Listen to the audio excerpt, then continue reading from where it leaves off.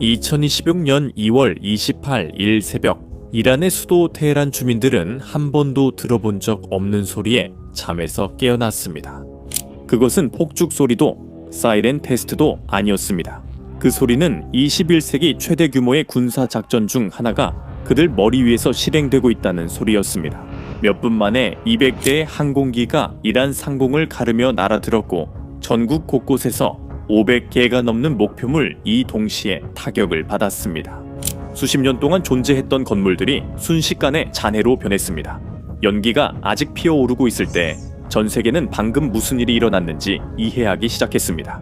이란에서 가장 강력한 인물, 37년 동안 이 나라를 통치했던 그 남자, 레바논에서 예멘까지 뻗어있는 영향력의 네트워크를 구축하고 수십 년 동안 미국, 이스라엘, 그리고 서방 세계에 도전했던 그 남자가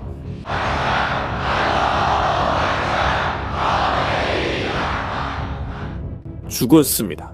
그리고 대부분의 뉴스가 제대로 전하지 않는 중요한 사실이 있습니다. 이란은 그때 평화협상을 하고 있었습니다. 지금 2시 13분에 미국과 이란은 이번 목요일에 이란 핵 프로그램에 대한 또 한 번의 협상을 진행했습니다. 엘리즈 케타누가 마이애미에서 생중계로 연결됩니다. 엘리즈, 미국이 이미 이란 공격을 결정한 것 같은데 맞나요?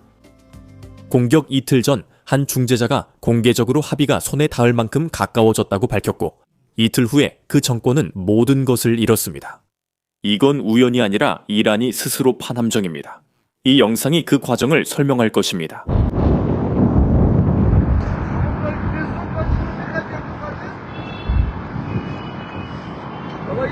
하지만 그 전에 아무도 제대로 답하지 않는 질문이 있습니다. 결국 미국은 어떻게 하메네이가 정확히 어디에 있는지 알았을까요? 그는 수년 동안 극소수만이 하는 비밀 지하 벙커에 숨어 있었고 엘리트 경호원들이 그를 지키고 있었습니다. 그런데도 모든 것이 단 한 번의 공격으로 정확한 장소와 정확한 시간에 끝나버렸습니다.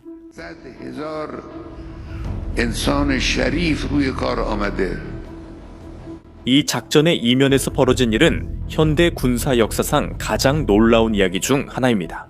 그리고 바로 그것이 여러분이 이 영상에서 알게 될 내용입니다. 이란이 어떻게 이런 지경에 이르게 되었는지 이해하려면 사람들이 잘 묻지 않는 한 가지 질문에 답해야 합니다. 왜 지금인가? 이미 이란이 위협이었던 5년 전이 아니라 무엇이 달라졌기에 지금인가? 그 답은 단 하나의 숫자에 있습니다. 보시다시피 이란은 작은 나라가 아닙니다. 9,200만 명의 인구와 수천 년의 역사를 가진 문명입니다. 그리고 1979년부터 수십 년 동안 중동 전역에 영향력을 구축해온 정권이기도 합니다. 그들은 레바논의 헤즈볼라, 가자의 하마스, 예멘의 후티, 그리고 이라크의 수십 개 무장단체를 지원해왔습니다. 하지만 이보다 더 위험한 것이 있었습니다.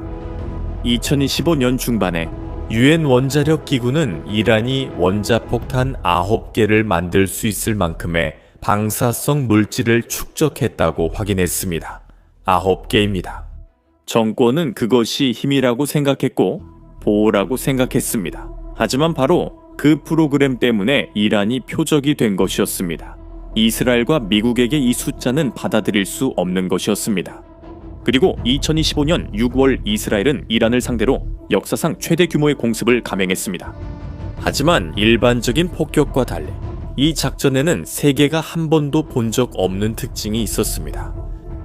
공습 몇 달 전 이스라엘의 비밀 정보기관인 모사드 요원들이 이미 비밀리에 이란 내부에 투입되어 있었습니다.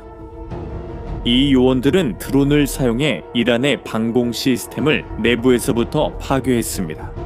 마치 누군가가 당신 집에 들어와서 경보기를 해제한 다음 밖에 있는 사람에게 문이 열려 있다고 알리는 것과 같습니다. 미국은 이어서 레이더에 거의 감지되지 않는 B2 스피릿 폭격기를 투입해 역사상 가장 큰 비핵 폭탄을 투하하며 공격에 나섰습니다. 이 폭탄들은 폭발하기 전에 수십 미터의 암석과 콘크리트를 관통하도록 만들어졌으며 이란 산악지대 80에서 90m 깊이의 지하에 건설된 핵시설을 공격하는 데 사용되었습니다. 결과는 상당했지만 결정적이지는 않았습니다. 핵 프로그램은 타격을 받았지만 완전히 파괴되지는 않았습니다. 그리고 바로 여기서 일하는 이 이야기를 결정지을 실수를 저질렀습니다. 협상하는 대신 그들은 국제사찰단과의 모든 협력을 중단하기로 선택했습니다. 그들은 문을 닫고 비밀리에 계속 건설을 진행했습니다. 이란은 스스로 무덤을 파고 있었지만 그것을 깨닫지 못했습니다. 2026년 2월 미국과 이란 사이에 여러 차례 협상이 진행되었고 아랍 국가인 오만이 중재자 역할을 했습니다. 2월 26일 그 중재자는 평화협정 체결이 눈앞에 다가왔다고 공개적으로 발표했습니다. 전 세계가 안도의 한숨을 쉬었지만 이틀 후 유엔 원자력 기구가 모든 것을 바꿔놓을 만한 사실을 발견했습니다. 이란은 공식 지도에 전혀 표시되지 않은 비밀 기지에 매우 위험한 핵물질을 숨기고 있었습니다. 그 기지는 한 번도 공개된 적이 없었고 이전의 모든 공격에서도 온전히 살아남았습니다. 이란은 협상 테이블에 앉아있는 동안에도 비밀리에 계속 건설을 진행하고 있었습니다. 이제 대답해 보십시오. 만약 누군가가 당신 집에서 선의로 협상하는 척하면서 사실은 당신을 속이고 있다는 걸 알게 된다면 당신은 여전히 평화를 지키려 하겠습니까? 아니면 맞서 싸우겠습니까? 댓글로 알려주세요. 그때 이란은 스스로 사형 선고를 내린 셈이었어요. 다음 날 아침 공격이 시작됐어요. 이제 다시 핵심 질문으로 돌아가 보겠습니다. 미국과 이스라엘은 어떻게 하메네이가 정확히 어디에 있는지 알았을까요? 하메네이는 자신의 안전에 대해 극도의 두려움을 가지고 살았어요. 몇 달 전부터 그는 비밀 지하 대피소에 숨어 있다는 정보가 돌고 있었어요. 그는 거의 공개 석상의 모습을 드러내지 않았지만 2월 28일 새벽에는 자신의 집무실에서 일하고 있었어요. 테헤란 중심부에 위치한 베이트 하르바리 단지, 즉 최고 지도자의 공식 거처이자 정부 중심지에서 말이죠. CIA는 그의 움직임을 정밀하게 추적했고 정확한 위치를 파악해 이 정보를 실시간으로 이스라엘 공군에 전달했습니다. 이후 이스라엘 군 대변인이 이를 확인했습니다. 두 나라 사이에는 이전 몇 달 동안 공동 계획이 있었습니다. 기회의 창이 열리자마자 즉시 결정이 내려졌습니다. 초기 공격 작전에서 이란 테러 정권의 수뇌부를 제거한 후 이제 우리는 그들의 핵심 인프라를 체계적으로 제거하고 정권에 깊은 타격을 가했습니다. 공격으로 복합 단지가 파괴되었고 하메네이는 살아남지 못했습니다. 하지만 그는 유일한 희생자가 아니었습니다. 이스라엘 군은 몇 분 만에 이란 고위 당국자 약 40명을 제거했다고 밝혔습니다. 여기에는 혁명 수비대 총사령관, 국방장관, 그리고 이란군 최고위 장성이 포함되어 있습니다. 정권의 최고 지도부가 단 한 번의 작전으로 제거된 것입니다. 처음에는 이란 정부가 모든 것을 부인했습니다. 외무장관이 텔레비전에 출연해 하메네이가 살아있고 안전하다고 보장했지만 몇 시간 후에는 더 이상 부인할 수 없었습니다. 그 순간 전 세계는 한 가지 질문만을 떠올렸습니다. 이 일이 세계 대전으로 번질 것인가? 답은 빠르게 나왔고 놀라웠습니다. 이란의 대응은 오래 걸리지 않았습니다. 이란은 이스라엘과 중동 지역 6개국에 있는 미군 기지들을 향해 수백 발의 미사일과 드론을 발사했습니다. 아부다비 공항이 공격을 받았고 두바이 공항은 손상되었으며 카타르에 있는 미군 기지도 공격을 받았습니다. 미군 병사 3명이 사망했습니다. 그리고 나서 전 세계 경제에 가장 큰 타격이 찾아왔습니다.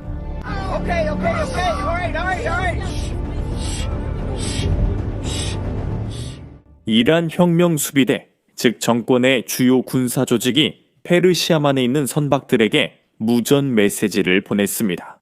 어떤 선박도 호르무즈 해협을 통과하는 것이 허가되지 않았습니다. 호르무즈 해협은 이란과 아라비아 반도 사이의 좁은 해상 통로입니다.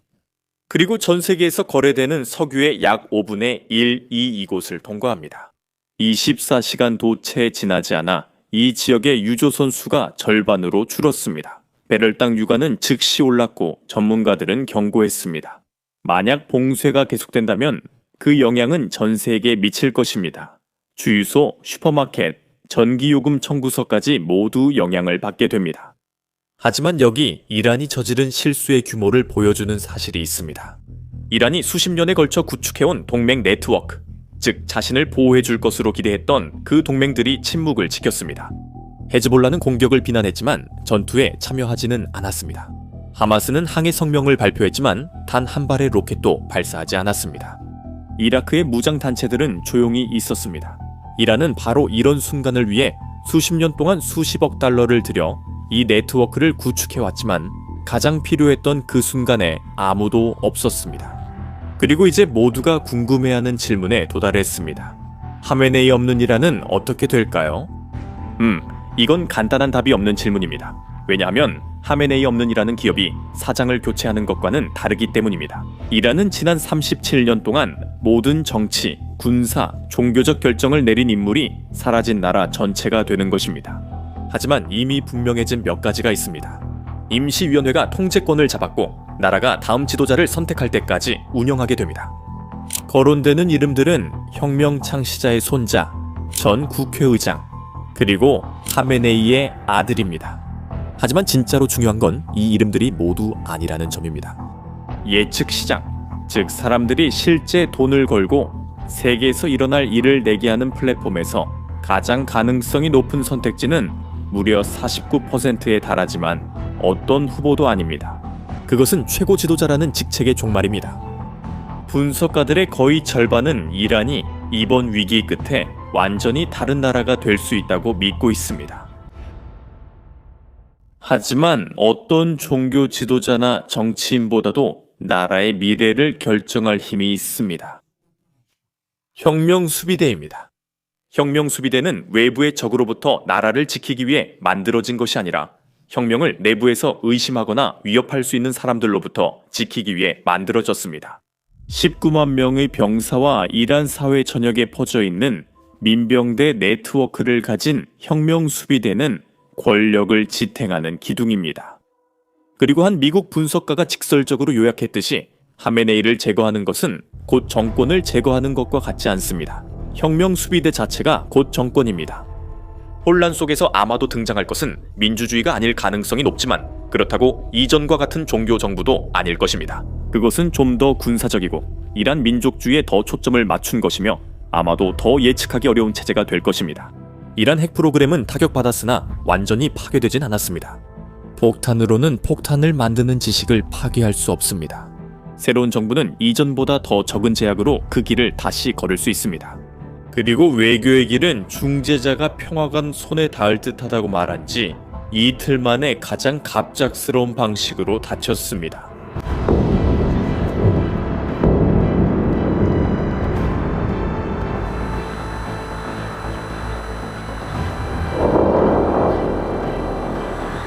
결국 중동에서 가장 강력한 정권을 무너뜨린 것은 미국의 힘이나 이스라엘의 정보력만이 아니었습니다. 그것은 바로 이란이 스스로 판 함정이었습니다. 비밀과 협상 중의 배신, 그리고 산속에 숨겨진 핵 프로그램 때문이었습니다. 그리고 역사의 한 장면으로 마침표가 찍혔습니다. 이란 국영TV가 하메네이의 사망을 공식 확인했을 때 한 진행자가 카메라 앞에서 생방송 중에 눈물을 흘렸습니다. 절대적인 체제 충성을 요구하는 시스템 안에서 평생을 보낸 남자였습니다. 존경하는 아야톨라 세이드 알리 호세이니 하메네이께서는 이란 이슬람 공화국의 신성한 성소의 위엄을 지키는 길을 걸으셨습니다. 이 체제가 수장을 잃었다는 사실을 확인하며 전국 방송에서 눈물을 흘렸습니다. 그 눈물은 어떤 공식 성명도 전할 수 없는 말을 대신했습니다. 앞으로 어떤 일이 벌어질지, 누가 권력을 잡을지, 핵 프로그램이 계속될지, 그리고 이것이 전 세계에 어떤 의미가 있는지 계속 지켜보고 싶으시다면 채널을 구독해주세요. 이 이야기는 아직 끝나지 않았습니다.